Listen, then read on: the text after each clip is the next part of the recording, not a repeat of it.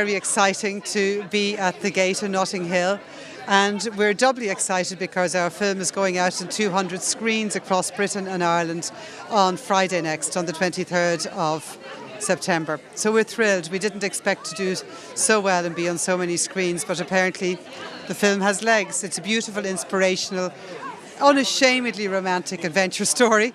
And it's set in Ireland and Ethiopia and London's Chelsea. And it's quite epic in theme because it concerns how we as individuals can take back control of that little space, our own gardens, and invite wild nature into it, and in so doing preserve wild nature.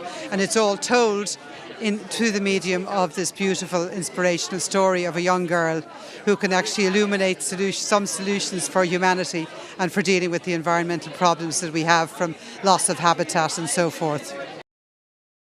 It's so important that we don't leave it up to governments to do our duty for us. And if we decide, for instance, to have clover lawns instead of mowed lawns which can't support one bee, clover lawns can support a myriad of pollinators, only have to be mowed once a year, and there's no toxic downside for beehives because you don't have to spray them. And now in this time when the fields are constantly sprayed, when worms can't live in the fields, when the topsoil is being eroded away, we're all sticking our heads in the sand, literally, and it will turn to sand if we continue to stick our heads there. And I absolutely love the wilderness. It's my passion for the wilderness that drove me for 10 years to make this film, and I'm so incredibly happy that audiences love it. And grown men come out to me afterwards and cry and say, I remember places like this from when I was a child.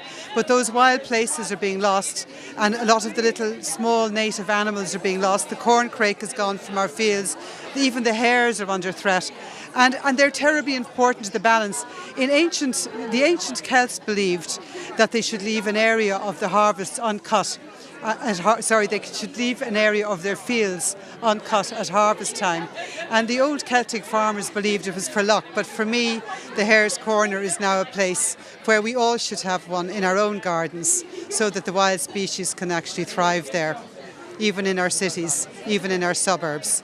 And that way we create our own sanctuary for the bees and for the other wild species. And it's terribly, terribly important for our children and for our grandchildren, because if they don't have a sense of the wilderness, if they don't understand what wild nature is, if they're constantly stuck in a computer or in a laptop playing some game, they'll have no sense of the wilderness. And if they don't have a sense of the wilderness in their own backyards, then we have a huge problem.